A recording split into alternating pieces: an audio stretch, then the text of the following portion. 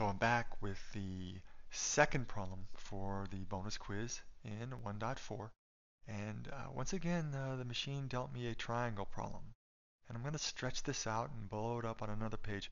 For now, I want you to notice that it consists of a paragraph of 3 sentences.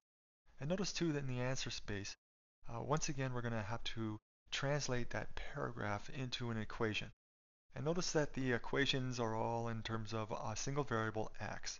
And so we're going to have to get our thinking in terms of a single variable if we're going to bring this one home safely. Now, what I've done here is I've rewritten that paragraph by untangling its sentences. Here's the first sentence, and then separated out is the second, and then the third sentence. I always do that, as well as always include a diagram. I find these problems almost to be impossible unless I have a picture to reference. Now, one angle of a triangle is 3 times as great as the second. I see this word second and it immediately lights up in my brain. This is an ordinal number. And if I look down and take a peek here, I see a third and twice the second. So I know I'm dealing with ordinals, first, second, and third. And that kind of keys me off that this one angle here is really talking about the first angle. So the first angle of a triangle is 3 times as great as the second. And notice this triangle, the way I've drawn it, this angle is 3 times as great as this one. So let's think of in terms of these two angles when I reread this sentence. One angle of a triangle is 3 times as great, 3 times as great as the second, 3 times as great as the second. So this is going to be my second, and this will be my first, and this will be, of course, my third. So let me get that in there right now. We're calling this the second. We're calling this one the first. Calling this one naturally the third. So getting that straight is absolutely essential, and you'll see this these ordinals appear repeatedly throughout the semester. So now I'm ready to change this into math. The first angle of a triangle is 3 times as great as the second. This is 3 times as great as this one. If I call this one x,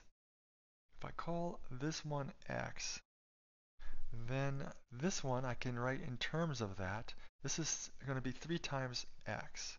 And so I am 2/3 of the way home right now. And we're really ready to get after this second sentence. And this one is a bit of a doozy. So let's read this second sentence very carefully. It says that the third angle, that is this one down here, is 18 less than twice the second. So let me go ahead and say that the third angle is 18 less than twice the second. And what I've done here is I put a box around the less than because that becomes the sore spot. It's the only case I know of, really. It's the only case I know of where the fields get reversed. That is, less than means subtraction, and so it's not going to be 18 minus this. When I say the fields get reversed, this goes to the front and this goes to the rear. Let me show you that with a simpler situation. How about we look at this? 3 less than 5. Now, there's the less than again, and it means subtraction, but notice that the 3 here goes to the rear and the 5 goes to the front. And so the proper deconstruction of 3 less than 5 is 5 minus 3. And it's the same game, the same reversal of field down here. The 18 down here is going to go to the rear. And twice the second, 2x is going to go to the front. And the upshot of all that is this translates like this. And that is in fact our third angle, 2x minus 18. So let me put that in there. And we're almost home here now because now we're going to use the fact that the three angles of a triangle sum to 180. That's the triangle sum theorem. And we know that the angles are the first, the second, and the third, and that they are going to sum to 180. And so I just replace the first and the second and the third by their equivalents. And we know that they are x, 3x, and 2x minus 18, and they must sum to 18. And now the game becomes one of simply collecting like terms. 2x plus 3x is 5x plus another x is 6x. I have 6x minus 18 is equal to 180.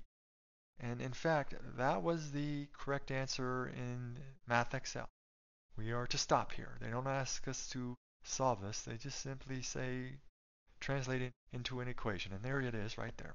6x minus 18 is 180.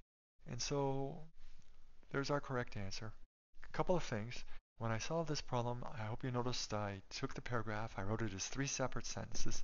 I ended up repeating those sentences to myself over and over and over again until the thinking became clear. I also drew a diagram. That was essential, and you'll see me do that all the time. Okay, so we are learning the basics of word problems, and I hope that this helps. Good luck with the quiz.